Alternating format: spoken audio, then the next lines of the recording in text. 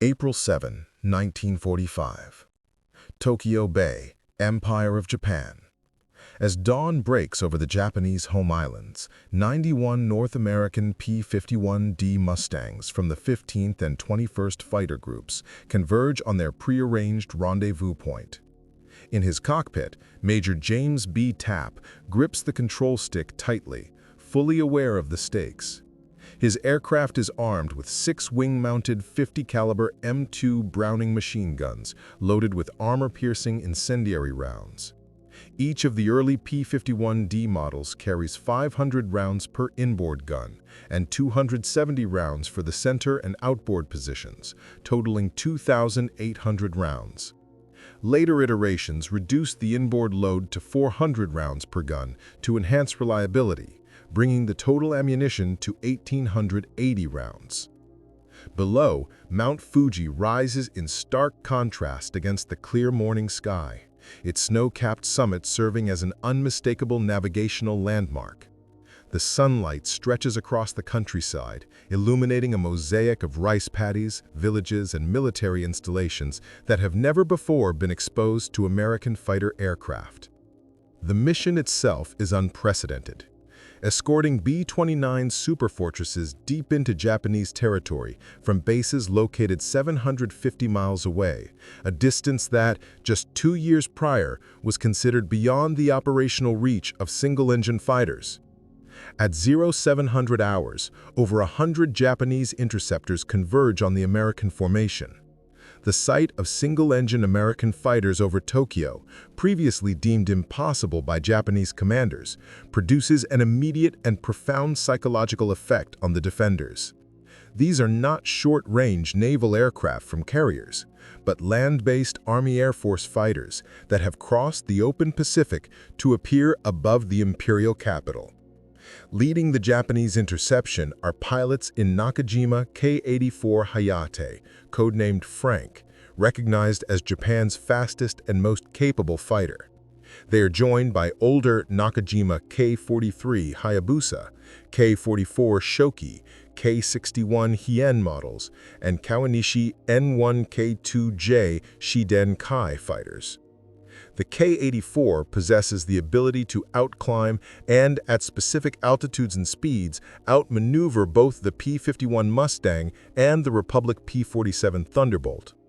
The ensuing engagements would reveal not just the skill of individual pilots, but the vast technological gulf between American and Japanese approaches to aerial warfare, highlighting the result of decades of American industrial and engineering investment.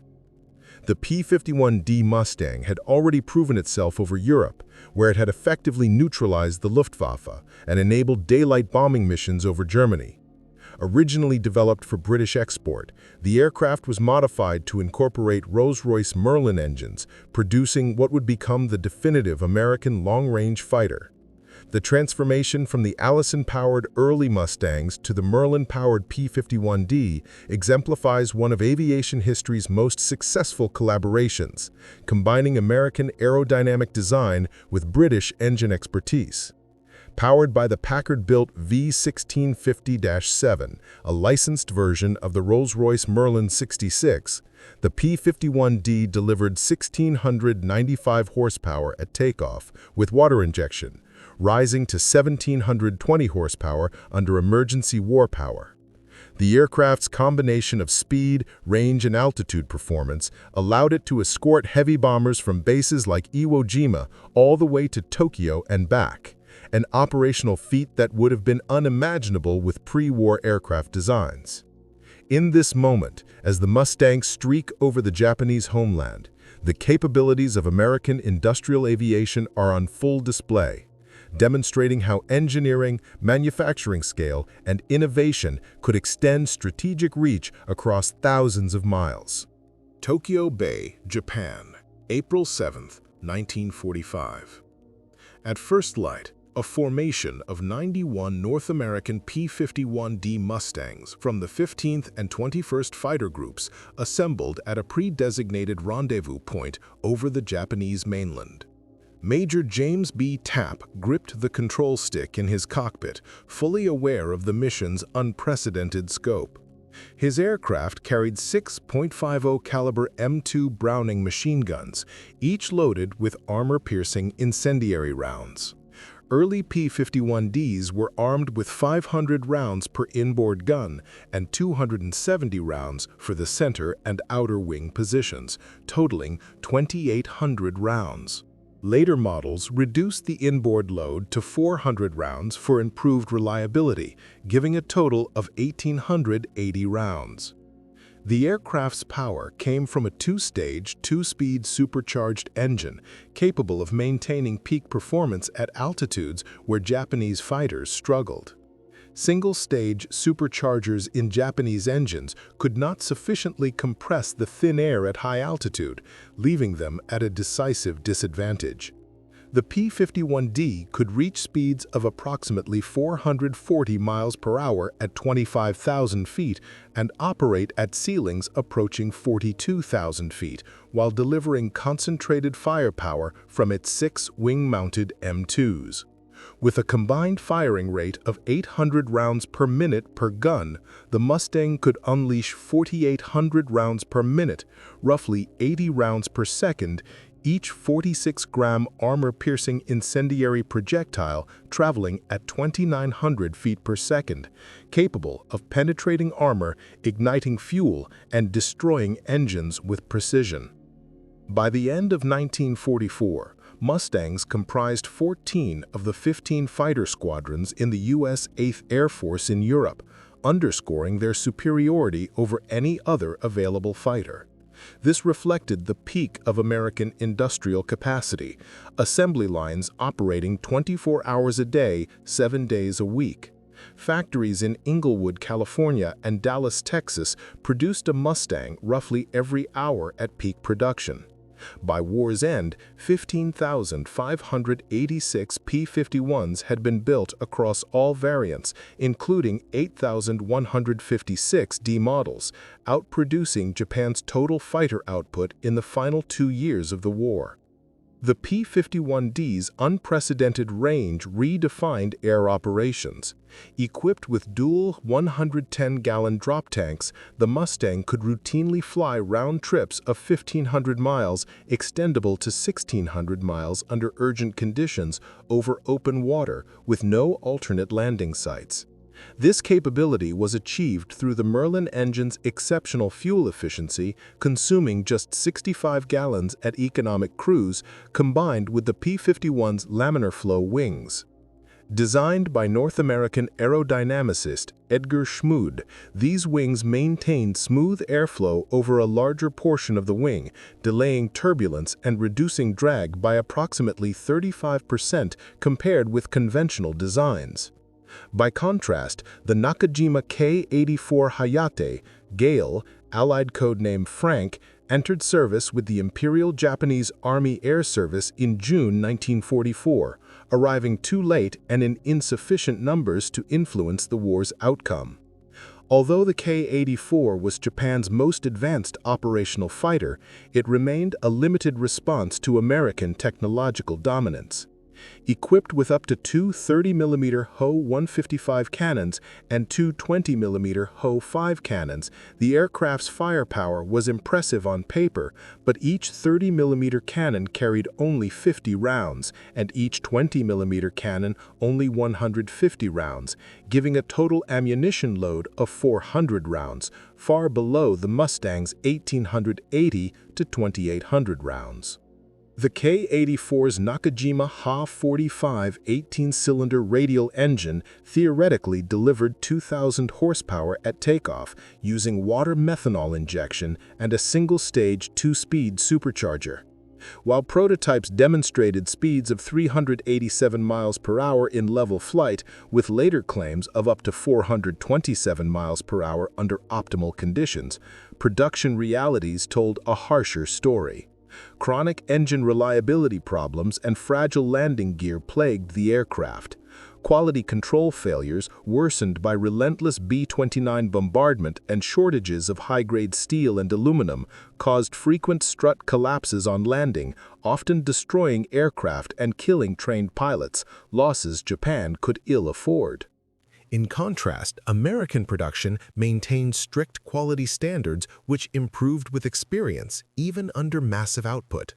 The disparity in reliability and performance between the P-51D and Ki-84 exemplified the broader industrial crisis facing Japan, a technologically capable adversary undermined by resource scarcity, strategic bombing, and an overextended war economy, while the United States combined high-volume production with superior engineering and precision standards, producing aircraft that consistently exceeded expectations.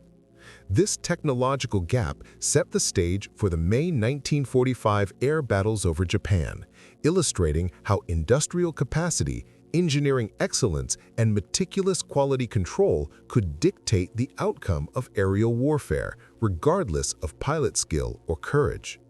The P-51D Mustang, blending range, firepower, reliability, and aerodynamic sophistication, had become the epitome of American air power, exposing the limits of Japan's desperate attempts to compete in the skies.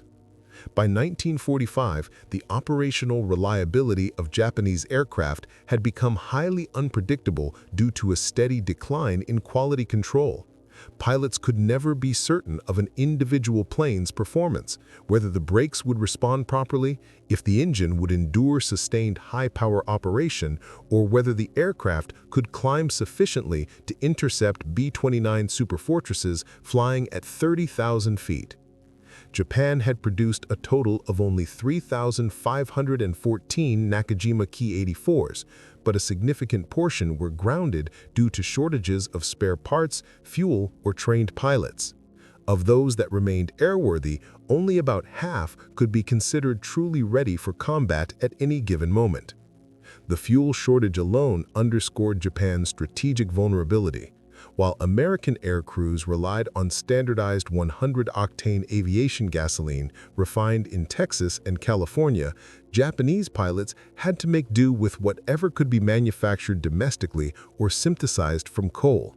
By late war, available aviation fuel often tested below 87 octane, sometimes as low as 80, drastically reducing engine output and causing pre-ignition that destroyed pistons, cylinders, and valves. In extreme cases, units attempted to augment fuel supplies with unconventional sources such as pine root oil, distilled sweet potato alcohol, or sake byproducts, further compromising engine performance and reliability.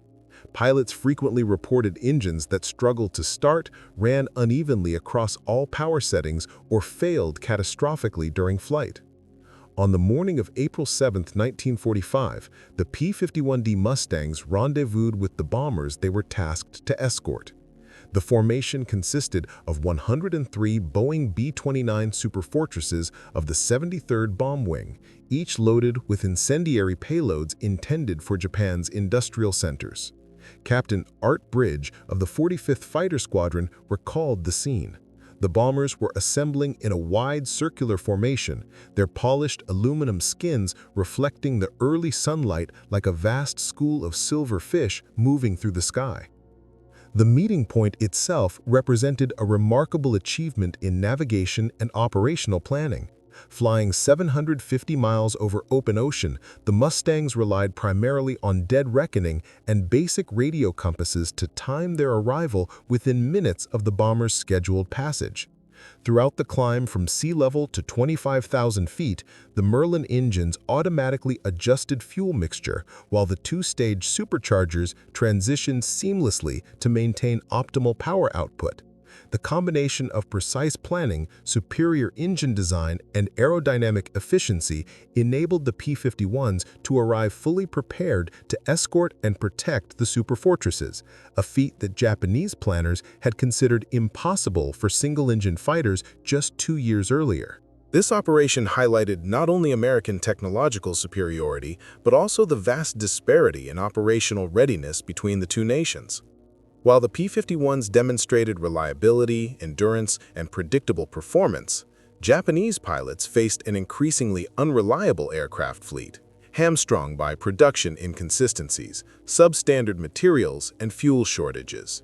a stark contrast that would define the outcomes of air engagements over the Japanese homeland. As the P-51 Mustangs crossed the Honshu coastline, pilots jettisoned their 110-gallon auxiliary drop tanks, sending them spinning toward the ground. The tanks caught the morning light, some rupturing upon impact, others skidding across the patchwork of rice paddies. Moments later, Japanese radar and airfields around Tokyo scrambled over 100 interceptors. The defenders included a heterogeneous mix of aircraft: Nakajima K-84 Hayates, K-43 Hayabusas, K-44 Shokas, K-61 Hien fighters, and naval aircraft, such as Mitsubishi Zeros and the new N-1K2J Shiden Kai. For many Japanese aviators, the sight of American land-based fighters deep over their own territory was nothing short of a shock. These were not short-range carrier planes. They had flown hundreds of miles from bases considered unreachable. Flight Sergeant Totani Mitsu of the 56th Sentai, flying a K-84, later recalled his disbelief. "We were ordered to scramble against approaching enemy fighters over Tokyo. I assumed it was a mistake, maybe enemy bombers. But when I saw the Mustangs, I thought I was dreaming. Command had told us no American fighter could reach the homeland. Yet there they were, dozens of them, dominating our skies. At that moment, I knew the war was effectively over." Among the first Americans to engage was Major James B. Tapp, who would eventually become an ace with 8 confirmed kills. In his combat report, Tapp described the encounter with meticulous precision. Japanese formations approached in the standard 3-plane attack formation, yet coordination was poor. Flight leaders would commit to maneuvers, but wingmen frequently lagged or hesitated, constrained by inexperience, low fuel, or insufficient ammunition. Exploiting a speed advantage of roughly 100 miles per hour, the Mustangs dove into the formations, fired controlled bursts, and then zoom climbed back to altitude before the enemy could respond. This operational breakdown reflected a deeper crisis in Japanese pilot training. By 1945, the most experienced aviators had been killed in previous campaigns across the Solomons, New Guinea, the Philippines, and the Marianas. Replacement pilots often received as little as 50 hours of flight instruction before entering combat, a stark contrast to the 600 hours typical for American aviators before deployment. By the end of the mission, 26 Japanese aircraft were confirmed destroyed, 1 probable, and 5 damaged, at the cost of 2 P-51s and a single pilot, yielding a kill ratio of 13-1. This ratio would only widen in subsequent missions as American crews gained experience and Japanese pilot quality continued to deteriorate, with kill ratios of 20-1 and even 30-1 becoming increasingly common. The performance gap between the aircraft became particularly apparent at high altitudes, where air combat increasingly occurred. The P-51D's Merlin engine, equipped with a 2-stage supercharger and intercooler, maintained near sea level power at 20,000 feet and above, delivering oxygen-rich air to the cylinders. By contrast, the K-84's single-stage supercharger lacked intercooling and a secondary compression stage, causing power output to plummet at the same altitude. As a result, at 30,000 feet, the K-84 could barely reach 350 miles per hour, while the P-51D still achieved speeds of 420 miles per hour. Lieutenant Jerry Yellen of the 78th Fighter Squadron, who would fly the final combat mission of the war, described typical engagements. "We'd see them climbing to meet us, dark exhaust trailing as they pushed their throttles. By 25,000 feet, their engines were struggling, smoking from running too rich. We dove through with our .50 caliber guns blazing, tracers streaking like laser beams. They couldn't match our speed in the dive or follow our zoom climb. Our Merlin engines sang as we pulled up under extreme Gs, while their radials coughed and sputtered, unable to keep pace." The combination of American high-altitude performance, superior engine design, and disciplined pilot training ensured that Japanese interceptors were consistently outmatched, even when flying the most advanced fighters Japan could produce in the final year of the war. The encounter over Tokyo on April 7, 1945, was a stark demonstration of how industrial capability, aeronautical engineering, and sustained training translated directly into battlefield dominance. The P-51D Mustang exhibited remarkable stability in high-speed dives, retaining full control authority even as it approached 500 miles per hour, with its laminar flow wings continuing to function effectively in near-transonic conditions. In stark contrast, Japanese fighters frequently encountered aerodynamic problems once they exceeded 400 miles per hour in a dive. Control surfaces could become unresponsive or, in the most extreme cases, wings would fail structurally, catastrophically ending the aircraft's flight. The disparity in pilot skill compounded these technological differences. American aviators arriving at bases like Iwo Jima typically carried between 400 and 600 flight hours, including extensive type-specific training, rigorous gunnery practice, and repeated exercises in formation flying, instrument navigation, and combat tactics, often honed through realistic simulations or flights in captured enemy aircraft. Their preparation was rooted in 3 years of accumulated operational experience, supplemented by lessons passed down from instructors and senior combat veterans. Japanese pilots in 1945, by contrast, were often thrust into combat with alarmingly little preparation. Many had fewer than 100 flight hours, with some receiving as few as 30. Gunnery practice was limited by severe ammunition shortages, and instrument training was virtually non-existent.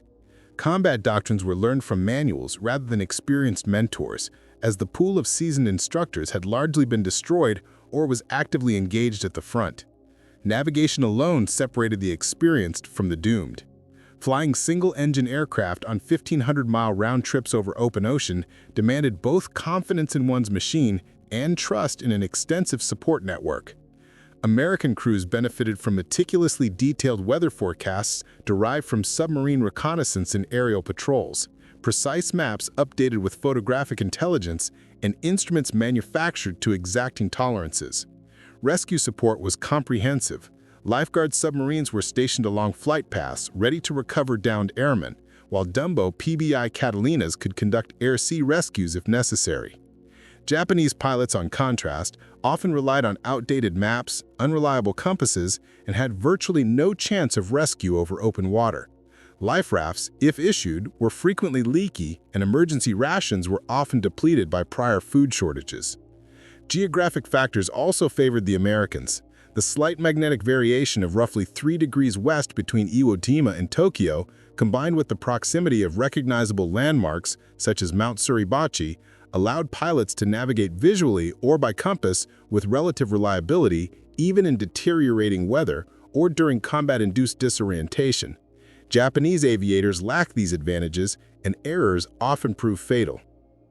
The logistical effort underpinning American fighter operations was immense.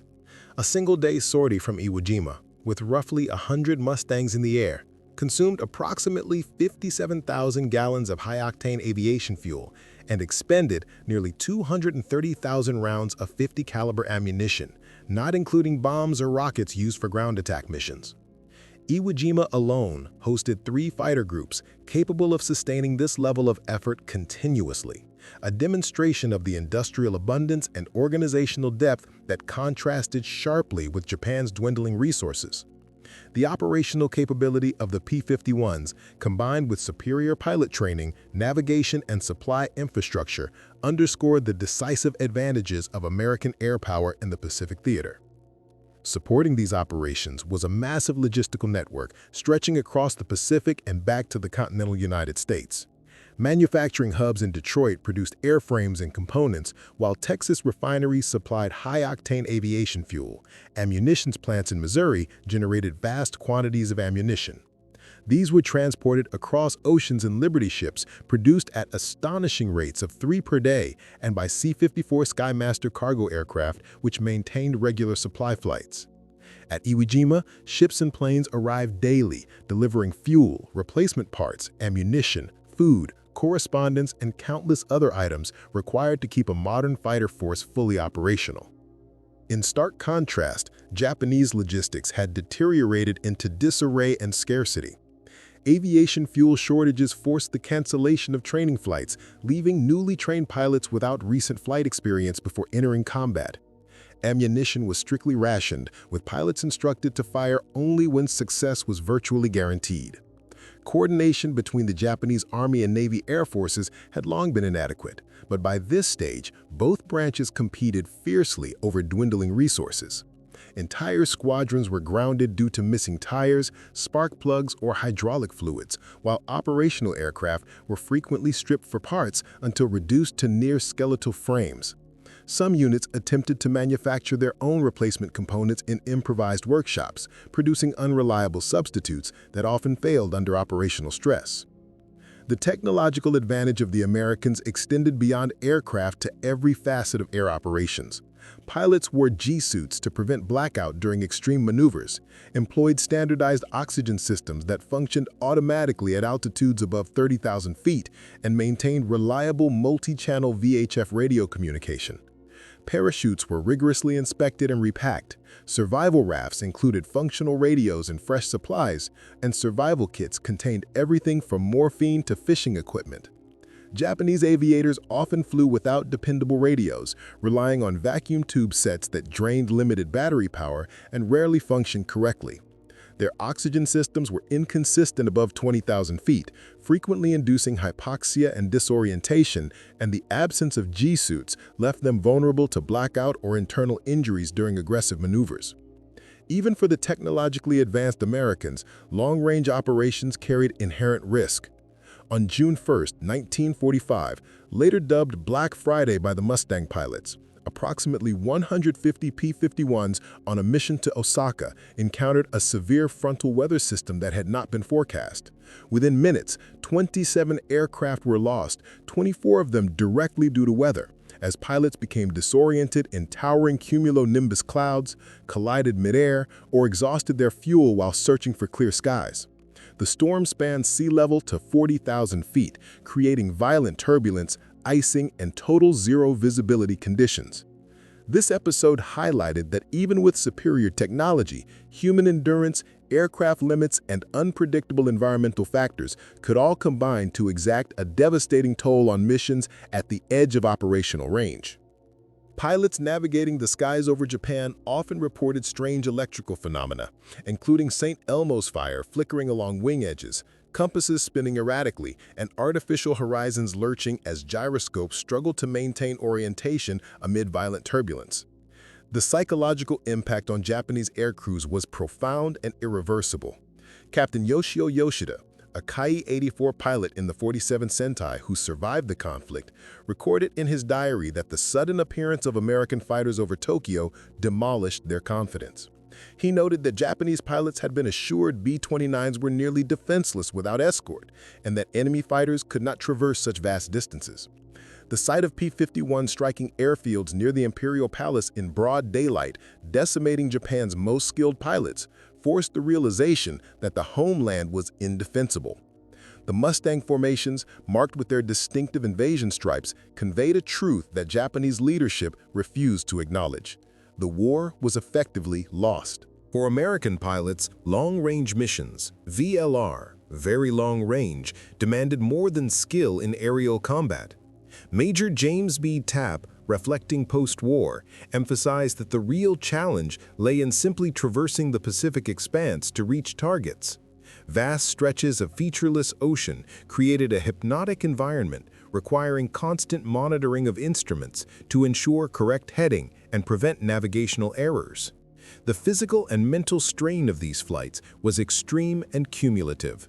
Pilots often remained seated in cramped cockpits for 8 hours or more, unable to stand or stretch, relying on rudimentary relief tubes that frequently froze at high altitude. Cramped legs, numb buttocks, and the ever-present anxiety of operating a single-engine fighter over open ocean compounded the difficulty, making mechanical reliability as critical as combat proficiency. The Mustang's cockpit, shaped by 3 years of iterative improvements and thousands of pilot feedback reports, offered significant advantages over Japanese designs. Its bubble canopy provided near-complete visibility, allowing pilots to track enemies behind them without maneuvering awkwardly. Seats were adjustable for height, rudder pedals repositionable for leg length, and all flight controls ergonomically placed to reduce fatigue on long missions. Instrument panels were logically arranged, placing critical readouts such as airspeed, altitude, and engine performance directly in the pilot's line of sight. By contrast, the Ki-84's cockpit, though an improvement over older Japanese fighters like the Zero, retained serious limitations. Structural supports and a rear fuel tank obstructed backward visibility. Controls were awkwardly positioned, requiring hands to leave the stick, and instrument readability was poor under high G-loads or engine-induced vibrations. Armament differences were another decisive factor in aerial engagements. The P-51D's 6.50 caliber M2 Browning machine guns, while seemingly modest compared to the Ki-84's combination of 20mm and 30mm cannons, offered several operational advantages proven over thousands of combat sorties.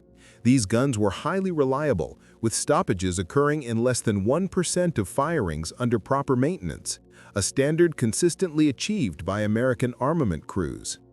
American fighters also carried a far greater ammunition load, 1,880 rounds compared to the Ki-84's combined total of roughly 400 rounds for all onboard weapons. This surplus allowed U.S. pilots to take measured, ranging shots, engage multiple opponents, and remain effective throughout prolonged encounters. Furthermore, the ballistics of the .50 caliber rounds were precisely calculated and extensively practiced, enabling accurate firing at ranges up to 400 yards. Japanese pilots, forced to reconcile differing trajectories between cannon and machine gun rounds, faced significant difficulties in achieving effective hits beyond very close range. These technical and ergonomic advantages, combined with superior training and operational support, contributed directly to the growing disparity in combat effectiveness between American and Japanese aircrews during the final months of the Pacific War. The disparity in aerial gunnery preparation between American and Japanese pilots had become starkly evident by 1945. U.S. aviators had accumulated extensive live-fire experience during training, repeatedly practicing leading targets, estimating range, and firing controlled bursts to prevent weapon overheating. They honed these skills using towed targets, camera-equipped guns, and simulated dogfights until deflection shooting became second nature. Japanese pilots often went into combat with barely 100 rounds fired in practice, if any at all. Scarce ammunition was reserved almost exclusively for real engagements, forcing many inexperienced flyers to attempt deflection shooting under the immediate threat of enemy fire. The last significant Mustang aerial action, occurring near Tokyo on August 10, 1945, saw the 15th and 56th Fighter Groups claim 7 Japanese aircraft in one of the final air battles of the war. By that time, Japanese air resistance had dwindled to a near-ceremonial presence. Severe fuel shortages grounded most aircraft, with the remaining reserves diverted to kamikaze missions. Operational planes were often flown by adolescent pilots who had only recently completed high school. Between April and August 1945, Mustangs operating from Iwo Jima were credited with shooting down 206 Japanese aircraft, roughly 3/4 of all Pacific Theater P-51 aerial victories. The actual number was likely higher, as many downed Japanese planes fell over forests or urban areas and were never officially confirmed. The strategic consequences of this dominance extended far beyond individual dogfights. The presence of P-51s over Japan allowed B-29 bombers to operate in daylight with unprecedented accuracy, systematically dismantling Japanese industrial capabilities. Already crippled by material shortages and sustained bombing, Japanese production virtually collapsed under these conditions. Civilians witnessed American fighters strafing airfields, attacking trains, and striking shipping in Tokyo Bay, making it evident that Japan had lost control of its airspace. The myth of divine protection, once central to national morale, evaporated as Mustangs flew directly over the imperial palace. Photo reconnaissance missions conducted by Lieutenant Colonel John R. Morgan of the 457th Fighter Squadron using P-51Ds modified with cameras in place of guns documented the extent of Japanese aviation decline. Airfields reported to hold hundreds of operational aircraft often contained only a handful of flyable planes. The remainder were stripped hulks, missing engines, propellers, or critical components. Some sites displayed rudimentary wooden decoys painted to resemble operational aircraft, attempting to mislead reconnaissance and preserve hidden assets. The numbers alone reflected the strategic imbalance. The United States produced 15,586 P-51s of all variants during the war, outpacing Japan's total aircraft production in 1944 and 1945 combined. Japanese output of roughly 3,500 K-84s was further reduced by B-29 raids, accidents, and chronic parts shortages. American production lines achieved remarkable consistency, manufacturing 20 P-51s per day at peak output, each nearly identical with fully interchangeable components. Japanese production, by contrast, suffered wide variability in quality and performance even within the same batch. Pilot training further magnified the discrepancy. By 1945, the U.S. was graduating roughly 30,000 pilots annually, each receiving 200 to 300 hours of flight instruction before advanced fighter courses and an additional 100 hours of combat training. Japanese programs had collapsed under resource scarcity and wartime attrition, with new pilots receiving as little as 50 hours of total flight instruction before entering operational units. The mathematics of attrition favored the United States. America could replace losses while maintaining pilot quality, whereas Japan could not. For every Japanese pilot trained, 10 Americans were fully prepared, illustrating the inexorable advantage conferred by industrial capacity, systematic training, and operational consistency. The strategic implications of fuel consumption in the Pacific theater were starkly revealing.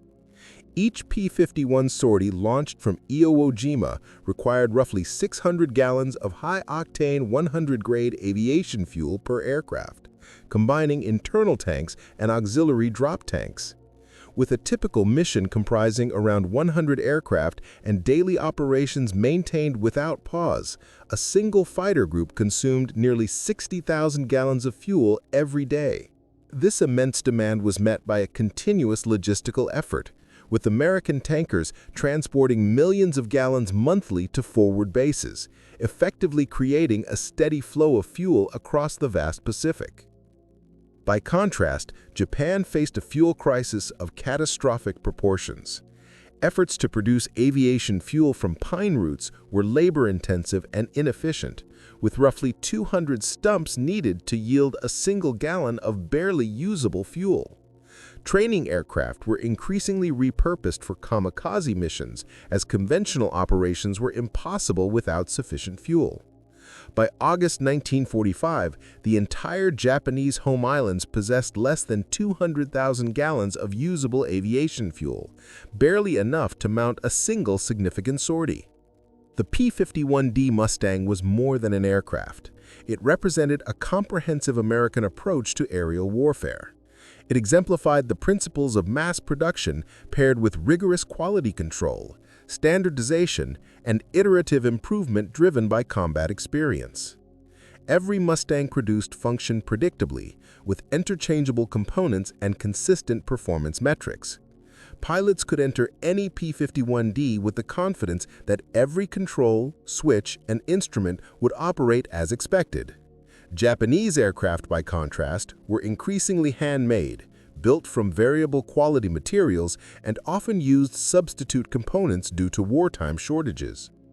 Even within the same production batch, performance could vary dramatically. One K-84 might achieve 400 miles per hour, while another from the same facility struggled to reach 350 miles per hour. Brigadier General Ernest M. Moore, commander of the 7th Fighter Command, later summarized the aircraft's significance.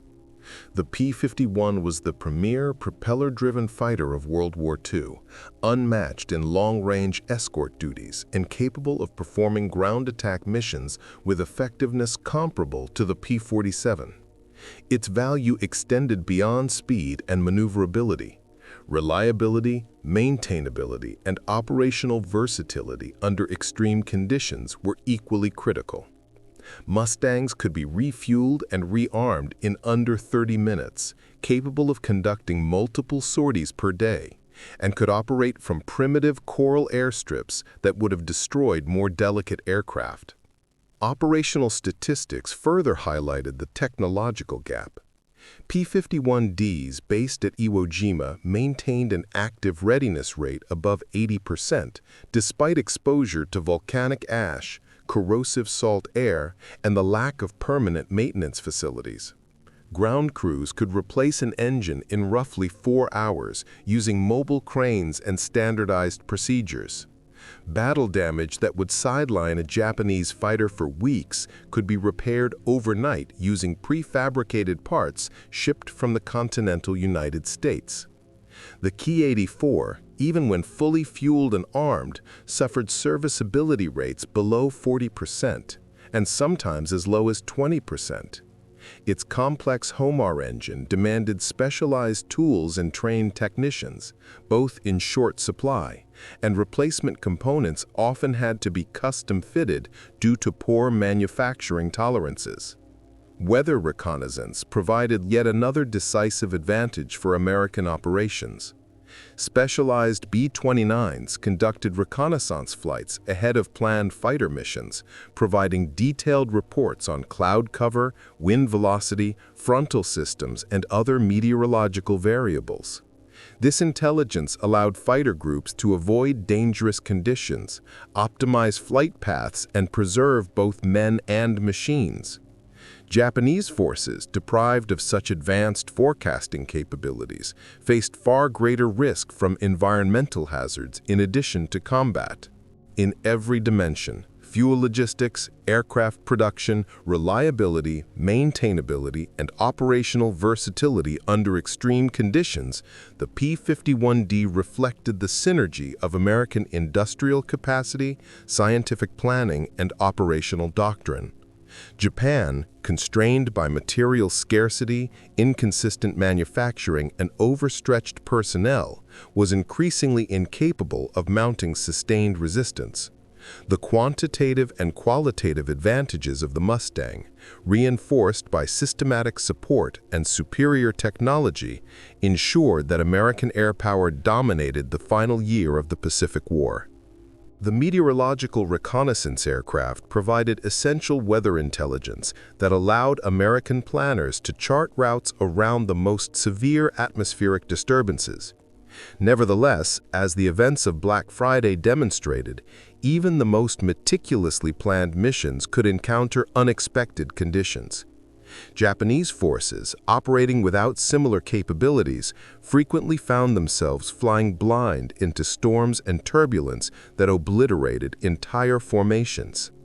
The ability of U.S. units to anticipate and circumvent adverse weather dramatically reduced operational losses, whereas Japanese pilots suffered catastrophic attrition from environmental hazards alone, often exceeding the toll taken by combat. American communications infrastructure was revolutionary for its era. High-frequency radio beacons broadcast from submarines and island bases, enabling precise navigation and coordination. Lifeguard submarines and aerial search units could locate and recover downed pilots, while real-time weather updates allowed fighters to adjust courses to avoid hazardous conditions. The psychological assurance that rescue was possible if an aircraft went down significantly enhanced pilot confidence, enabling them to push the extended range limits of their aircraft. Japanese aviators, in contrast, flew without reliable radios and with no expectation of survival if forced down over water. For many, each sortie began with the grim acceptance that it could be their last, and formal farewell ceremonies were customary, acknowledging the high probability of death. Captain Harry Krim Jr. of the 531st Fighter Squadron, who would later become an ace with 7 confirmed victories over Japan, reflected on the strategic reality. American air superiority was absolute. P-51s could strike wherever and whenever they chose, and this dominance was unmistakable to Japanese forces and civilians alike. Every Mustang observed over Tokyo communicated the inescapable truth. Japan's air defenses were powerless, and the war's outcome was beyond doubt. The VLR missions fundamentally altered the strategic balance in the Pacific, eliminating the protective buffer of distance that had long shielded the Japanese home islands. Industrial centers previously insulated from direct attack now faced daily aerial bombardment. The myth of divine protection, kamikaze wins or otherwise, was irrevocably shattered, and Japan's defeat became tangible and inevitable. The human cost of these operations highlighted the technological and logistical disparity. Between July 1st and August 15, 1945, American VLR missions claimed the lives of 85 fighter pilots, though only a small fraction, approximately 5 or 6, resulted from air-to-air combat. The majority succumbed to operational hazards, adverse weather, mechanical failure, navigational errors, or fatigue-induced mistakes. Japanese losses in the same period were far greater, numbering in the hundreds or possibly over 1,000. Entire squadrons were decimated attempting to intercept American formations. The 47th Senti began April 1945 with 40 pilots. By August, only 3 remained operational. The 244th Senti suffered complete destruction, was briefly reconstituted with new personnel, and then obliterated again.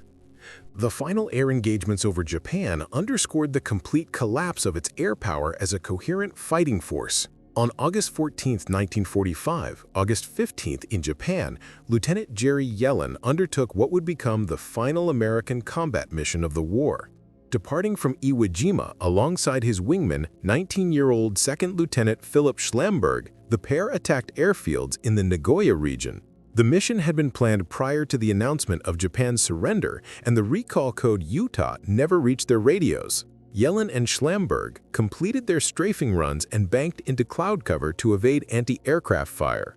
Emerging from the clouds, Yellin discovered his wingman had been struck by ground fire, marking the last American combat fatality of World War II. Even in the closing hours, with the Emperor's surrender broadcast and the war effectively over, Japanese anti-aircraft units continued to fire with desperate determination, underscoring the intensity and tragic persistence of resistance in the conflict's final moments. By the final months of the war, Japanese fighters had effectively vanished from the skies. Operational aircraft were grounded by fuel shortages, destroyed in combat, or left unusable due to maintenance deficiencies. The numerical and qualitative imbalance was indisputable, written in both the wreckage of aircraft and the lives lost across Japan. The P-51D Mustang, with its maximum speed of 440 miles per hour, a combat radius exceeding 1,500 miles when equipped with auxiliary tanks, and 6 wing-mounted 50-caliber M2 Browning machine guns carrying nearly 2,000 rounds, had rendered Japan's home islands defenseless to sustained daylight air operations. The K-84 Hayate, despite its theoretical capabilities and the dedication of its pilots, was incapable of mounting any meaningful defense.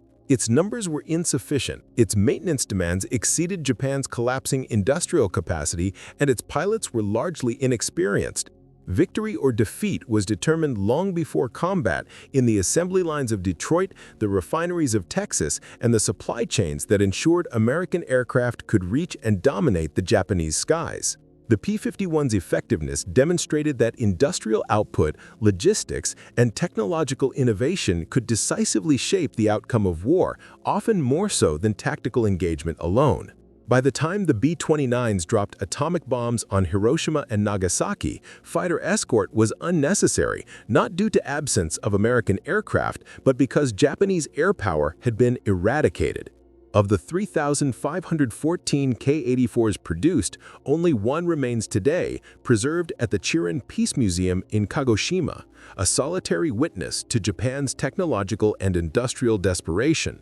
In contrast, hundreds of P-51 Mustangs survive in museums and private collections worldwide, many still airworthy, their Merlin engines a living reminder of American industrial achievement and wartime ingenuity. The disparity in surviving aircraft underscores the strategic reality.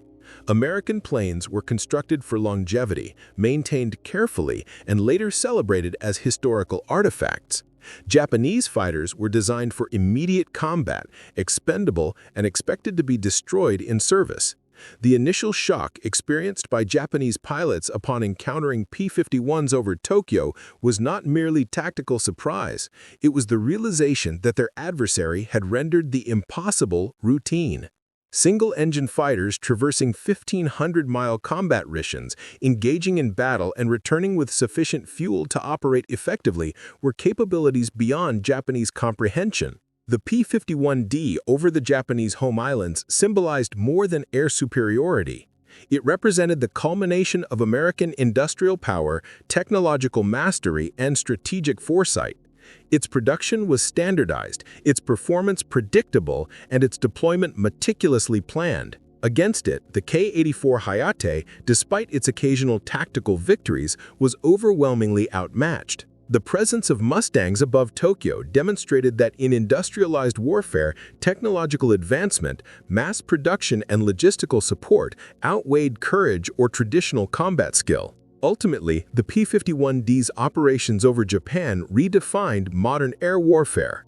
The myth of invulnerability, long tied to the island's geographic isolation and the storied divine wind, was decisively shattered. Japanese pilots learned the harshest lesson of the conflict.